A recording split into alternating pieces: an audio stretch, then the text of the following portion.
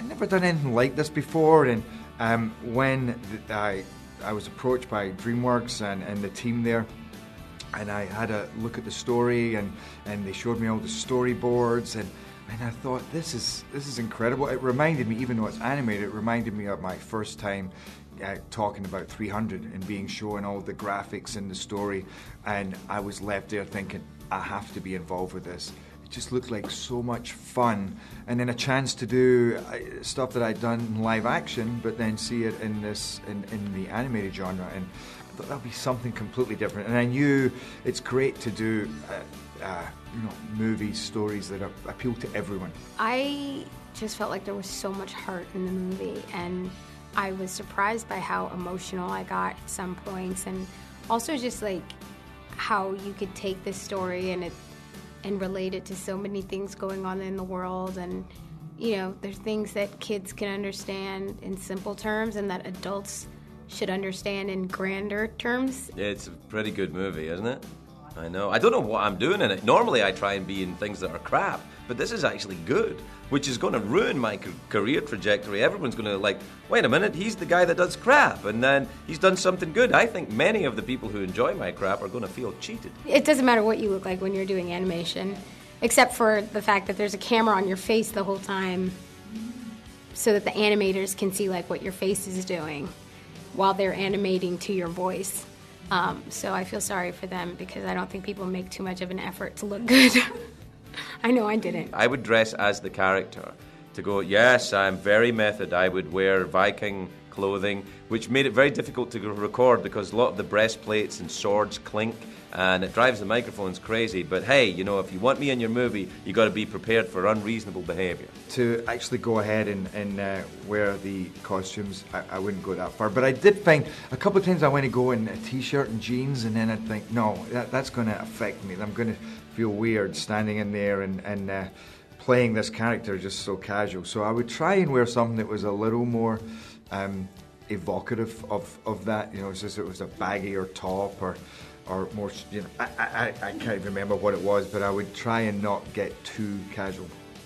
Whenever I was done with the recording session for Dragons, I always felt very like I'd gone through a catharsis, because at the end we always save the crazy loud stuff for the end so I don't blow my voice in the beginning. And we always ended it with, okay, give us some Viking screams or Viking hurrahs or yells. So we always end the whole thing with me just screaming. And it's like, okay, you're charging the dragon with the axe, now scream. And I'm like, ah! And it's fun to just let it all out and then walk out and say, oh, that was a safe space to be crazy. You change your voice, but not as much as I thought I was going to have to change when I first came in. And this is 3 years ago we started this process, I think 2.5, 3 years ago. When I started speaking, I was like, whoa, whoa. And the directors were like, you don't have to do that.